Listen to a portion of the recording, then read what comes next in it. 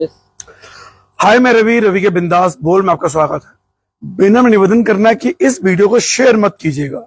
Share इसलिए मत कीजिएगा क्योंकि एक हत्या हुई है रामनगर में और उसका दर्द हमारे पूर्वजों तक पहुंचने वाला है।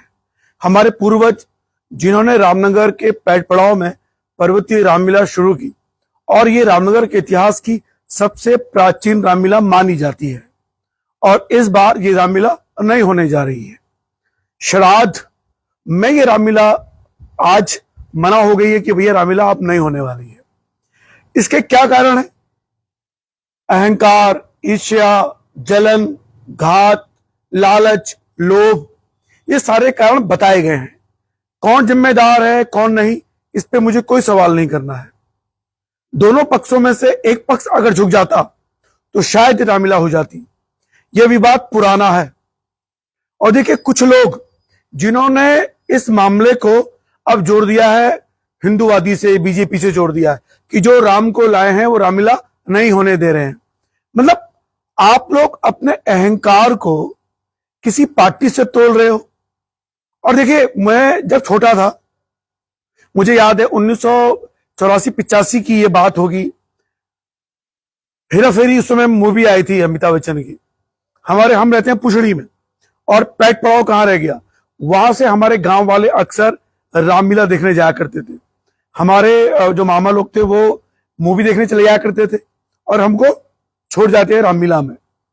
मुझे आज भी याद आता है धमाका, हमारे कार्टून कार्यक्रम था और वो धमाका जब आते थे मंच पर तो एक बार उन्होंने कहा कि चलिए मैं आपको चींटी की आवाज सुनाता हूं, और आप यकीन नहीं करेंगे, पूरे पैठ पड़ाव की जो रामलीला थी पर्वतीय, इतनी ज्यादा भीड़। आप सोचिए, दूर दराज के लोग बैलगाड़ी से वहां आया करते थे और उन्होंने ये कहा कि आओ मैं तुम्हें आज चींटी की आवाज सुनाता हूं। आप यकीन ना करेंगे, मैं उस दिन मौजूद था वहां। ऐसा सन्नाटा कि अगर सुई भी गिरती उसकी आवाज भी वहां महसूस होती।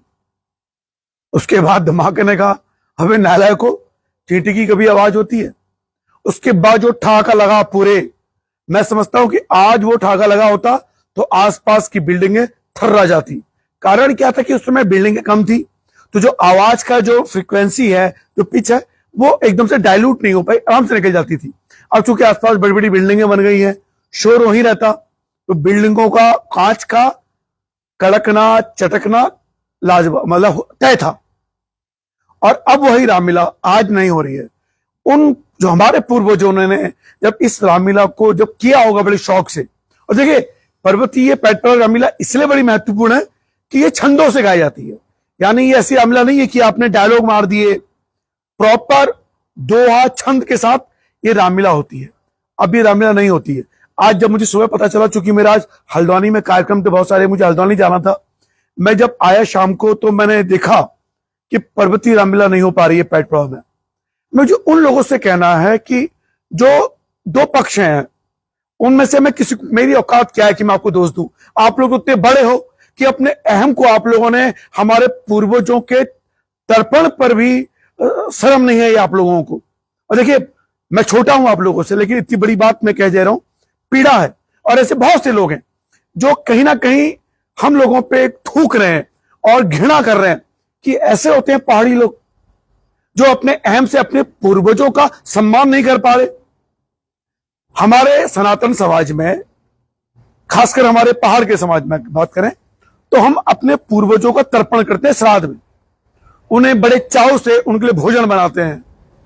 वो पूर्वज जिनका तर्पण इसी बात से हो जाया करता था कि चलिए रामलीला हो रही है, और श्राद्ध के समय यहां पे तालीम हुआ करती थी। अब सोचिए, अब वो रामलीला नहीं हो रही है, तो जो हमारे पूर्वज इससे जुड़े हुए थे, क्या उनका तर्पण हो पाएगा?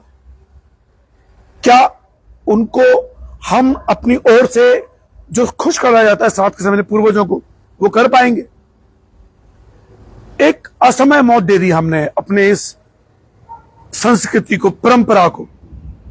मतलब मैं उन दोनों पक्षों से कहना चाहता हूं, आप लोगों का अहम, आप लोगों का अहंकार, आप लोगों की ईर्ष्या, आप लोगों का लोभ इतना बड़ा हो गया कि आप लोगों के पूर्वजों का ख्याल नहीं आया। आपको पहाड़ की जो पहाड़ियत है, वो ख्याल नहीं आई आप लोगों को? ये मुझे सोचना है। देखिए, अक्सर मुझे लोग कहते हैं कि उत्तराखंड के पहाड़ के जिले विकास क्यों नहीं कर रहे।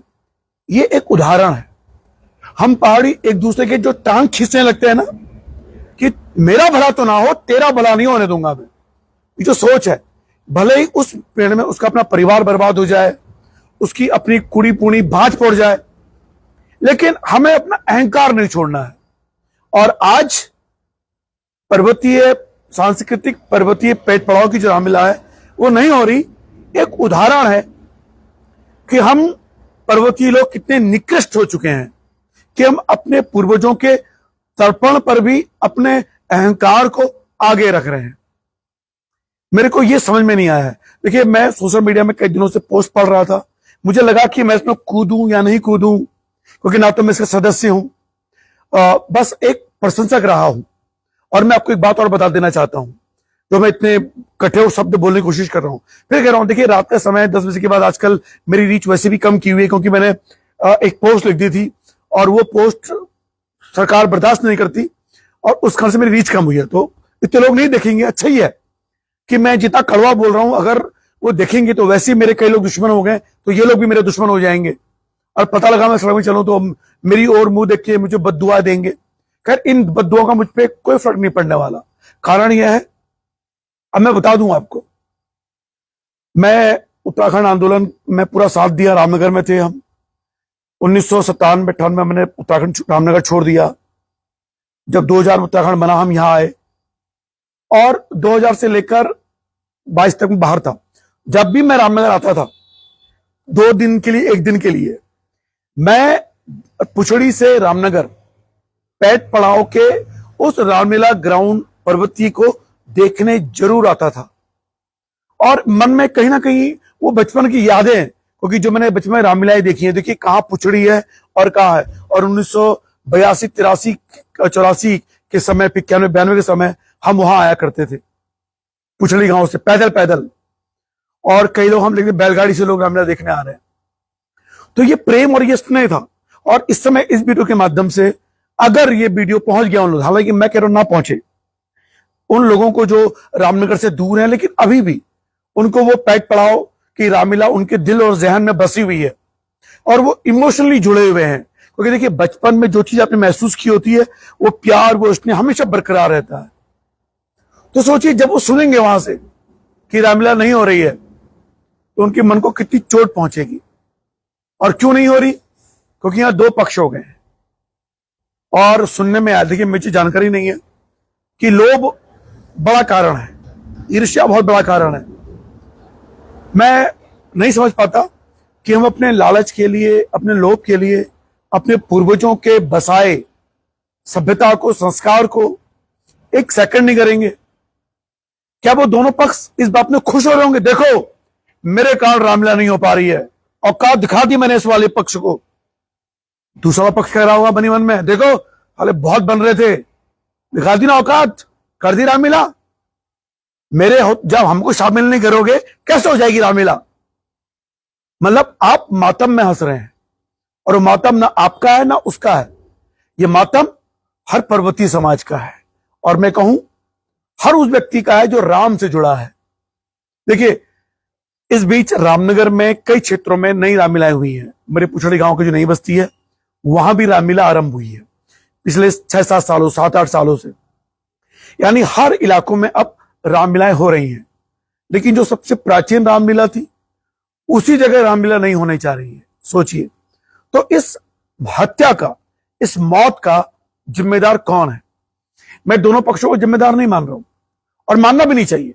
दोनों पक्ष इतने महान हैं, इतने बड़े हैं कि वो उनको फर्क ही नहीं पड़ता। अगर एक पक्ष झुक जाता तो क्या चला जाता? फिलहाल इस विषय पर मैं ही चाहता हूं कि हे ईश्वर, दंड जरूर मिलना चाहिए जो इस रामलीला की, जिसने हमारे बचपन के उस संस्कार को, हमारी बचपन की उस तपस्या को आज निस्तनाबूद कर दिया है। उन्हें दंड मिलना चाहिए। उन्हें एहसास होना चाहिए कि ईर्ष्या, लोभ ये जरूरी नहीं है। अपने पितरों का तर्पण हमें अपने लोभ को नीचे रख के करना चाहिए।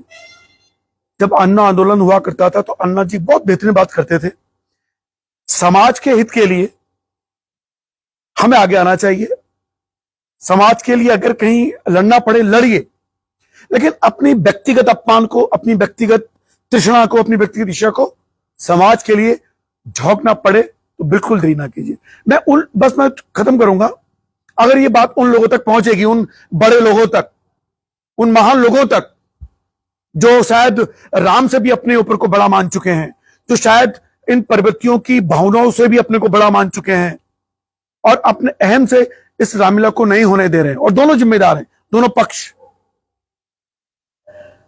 इतना कहना है कि देखिए ये तो तय है कि रामलीला अब नहीं हो रही है, दुखी भी हूं, रोना भी आ रहा है।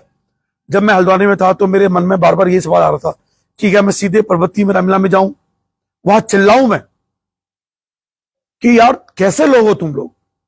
फिर मैंने सोचा यार वहां चिल्ला के क्या फायदा होगा, क्या पता हमारे पूर्वज वहां आके विराजे होंगे और मैं चीख पड़ूं, मैं रो पड़ूं, तो वो पितृ जो है, जो जिन्होंने शुरू किया है, उन्हें अगर क्रोध आ गया तो बिजली कहां गिरेगी।